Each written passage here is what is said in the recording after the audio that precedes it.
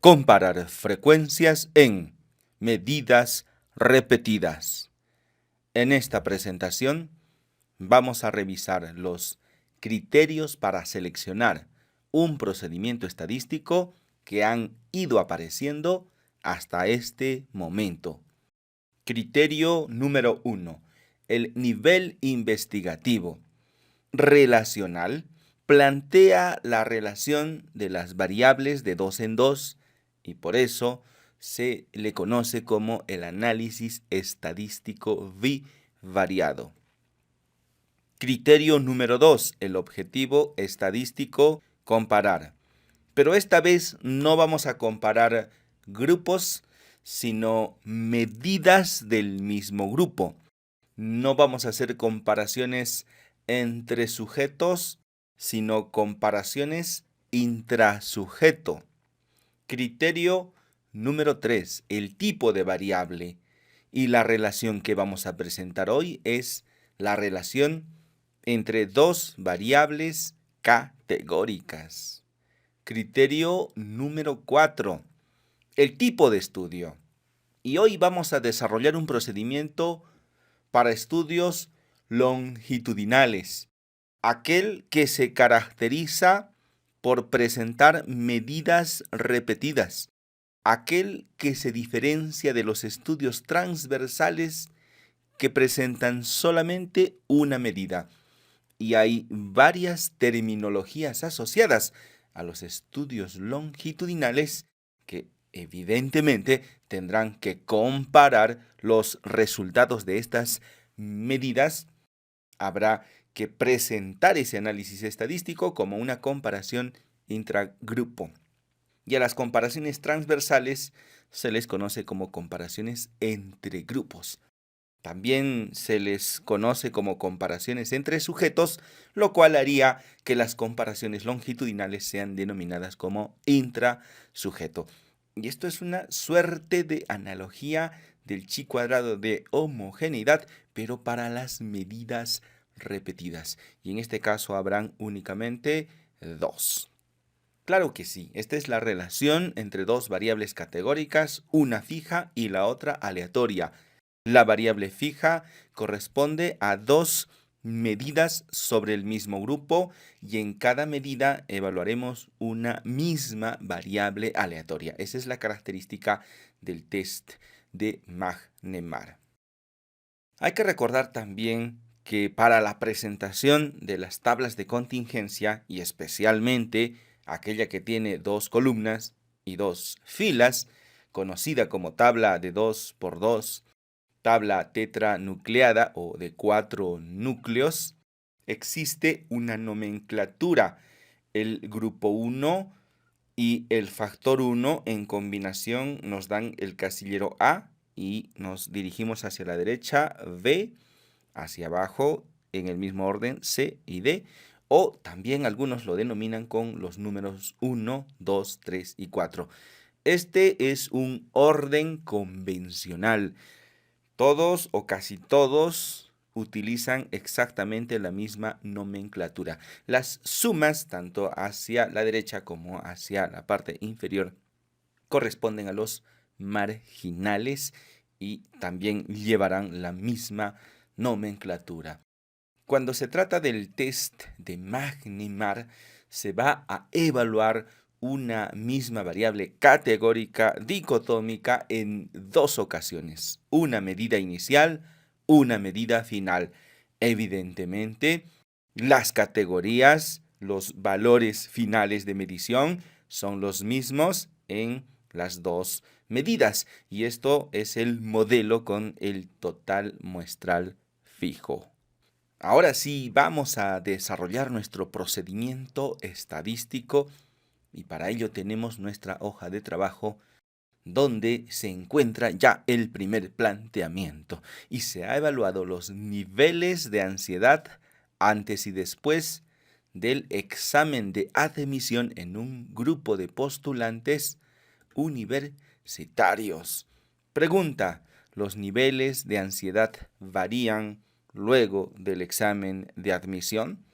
Ojo que no nos estamos preguntando si la ansiedad aumenta o si la ansiedad disminuye, sino únicamente si es que existe una variación. Así que no importa si es una variación positiva, una variación negativa, variación es variación. Y eso es lo que estamos buscando en esta primera parte. Más adelante se puede complementar el análisis estadístico.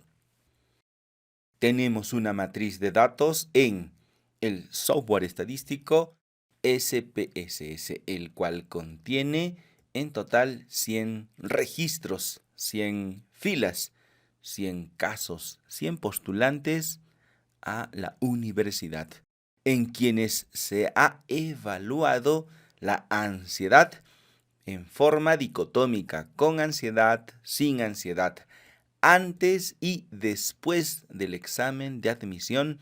Algunos no tenían ansiedad en la primera medida y luego aparecen con ansiedad. También existen casos inversos. Al principio tenían ansiedad y luego no.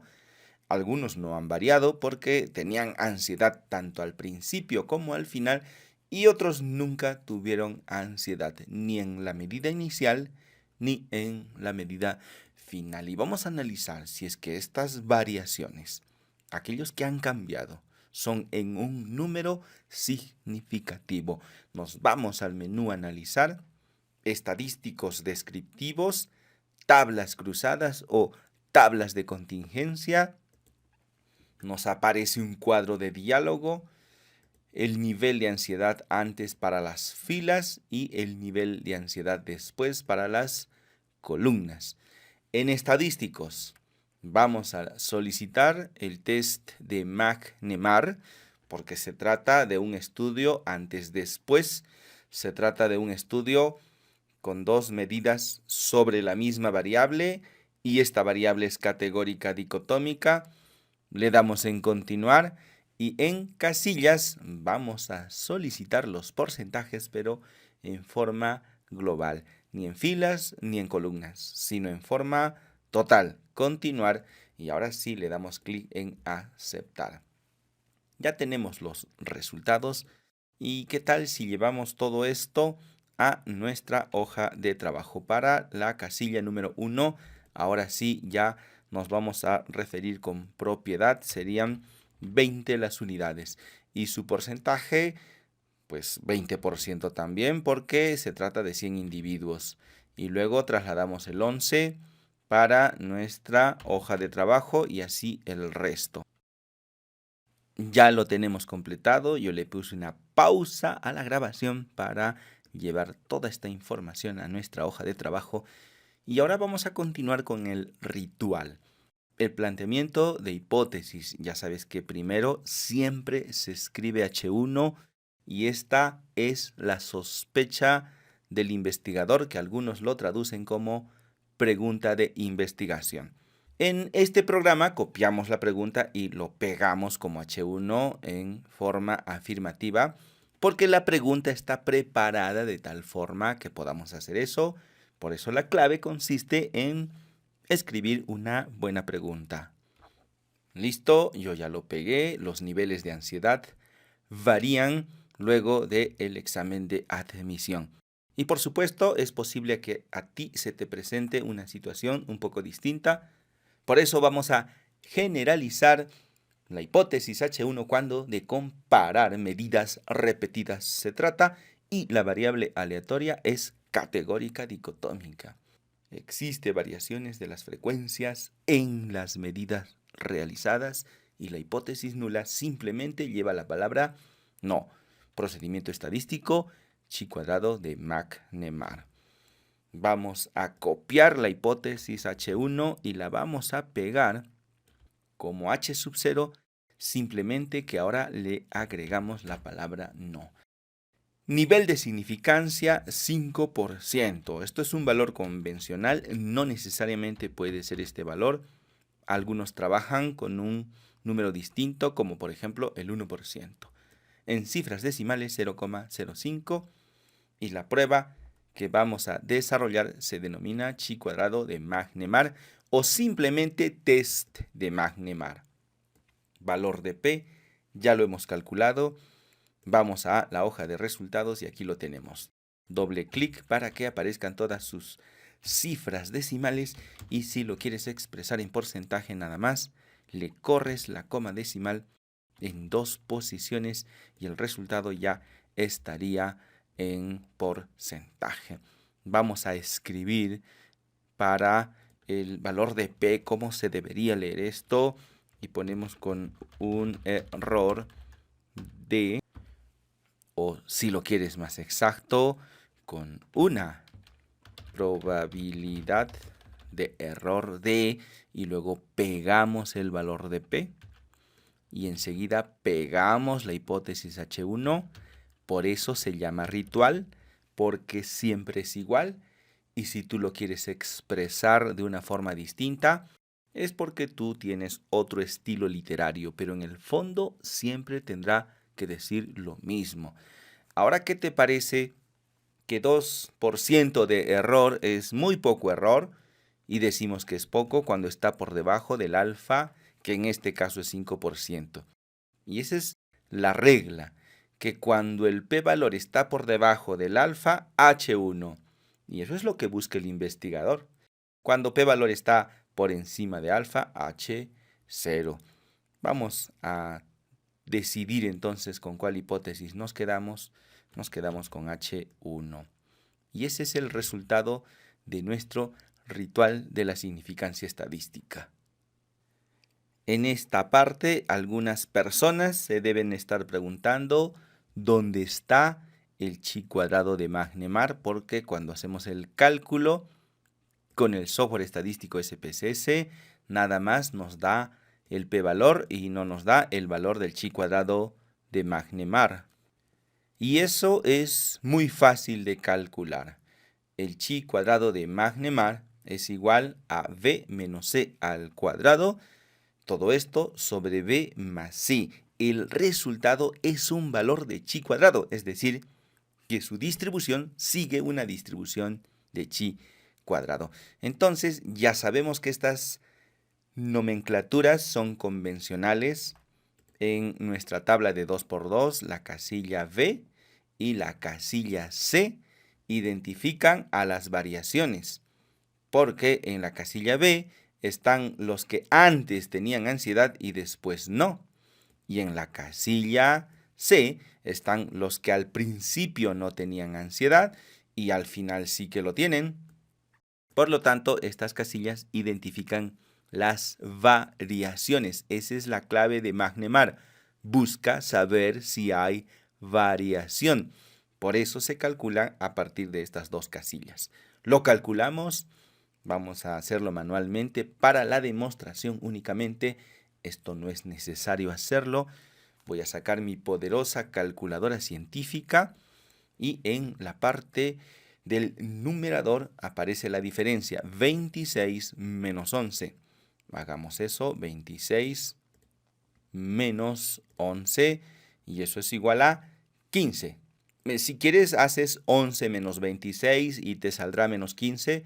Pero ya cuando lo eleves al cuadrado, se elimina el signo negativo. 225.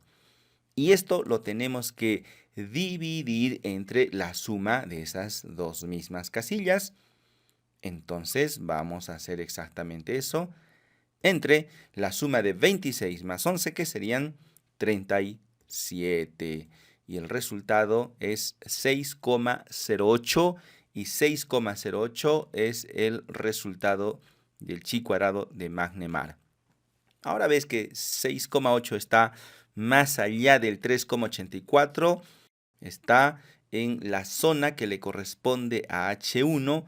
Ya conocemos el valor del chi cuadrado de Magnemar. Pero, como dijimos anteriormente, eso realmente es poco importante.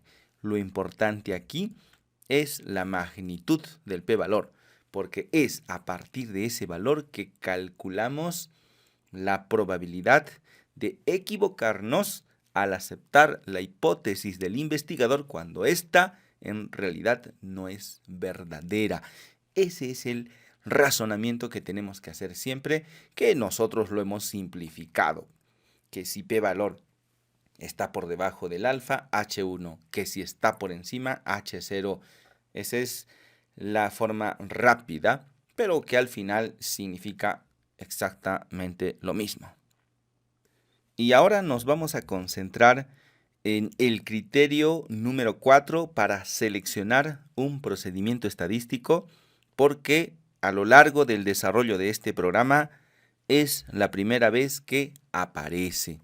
Ya habíamos visto que el criterio número 1 es el nivel investigativo, el criterio número 2, el objetivo estadístico, el objetivo número 3, la naturaleza de las variables o tipo de variable, y ahora tenemos el criterio número 4, con el tipo de estudio, y aparecen los estudios transversales y longitudinales, que no es la única forma de tipificar a la investigación científica. Esta es quizás una de las formas más comunes, el de dividir a los estudios en transversales y longitudinales. El criterio que se utiliza para esta división, mira que hay muchos, el criterio que nosotros usamos es el número de mediciones que se realiza sobre la variable de estudio. ¿Y quién es la variable de estudio en nuestro ejercicio del día de hoy? La ansiedad. La ansiedad es la variable aleatoria, es la variable de estudio, es la variable que caracteriza la línea de investigación. Por lo tanto, para este planteamiento, la línea de investigación es la ansiedad. ¿Y cuántas veces se ha medido la ansiedad? Pues en 2 ocasiones, antes del examen de admisión y después del examen de admisión. Son medidas repetidas, 2 mediciones, estudio longitudinal. Y para que sea longitudinal podrían haber más medidas, 3, 4, 5, todas las que se necesite. Para que un estudio sea transversal, únicamente tiene que tener una medida en su variable aleatoria, en su variable de estudio, y no importa que el trabajo de investigación haya durado 1 año, 5 años o todos los años que uno desee. No es el tiempo de duración del estudio quien determina si el estudio es transversal y longitudinal, sino el número de mediciones que se realiza sobre la variable de estudio, y este concepto metodológico está al servicio del análisis estadístico. Esa es la regla y no al revés. No se trata de que alguien se invente una clasificación y los demás tengan que adaptarse a esa idea descabellada que alguien planteó. Así como habíamos dividido inicialmente a la estadística en descriptiva y analítica, pues a la estadística analítica la podemos dividir en medidas repetidas y estudios transversales. Completa tu hoja de trabajo con la tabla para el test de Magnemar, así como el ritual de la significancia estadística. También aprovecha para calcular manualmente el valor del chi cuadrado de Magnemar, nada más para que veas que puedes obtener el mismo resultado. Y recuerda que así como hay una corrección para el chi cuadrado, el test de Magnemar también tiene una corrección que seguramente tú lo encontrarás en alguno de los formularios que siempre revisas. El producto del día de hoy es el archivo datos09.doc.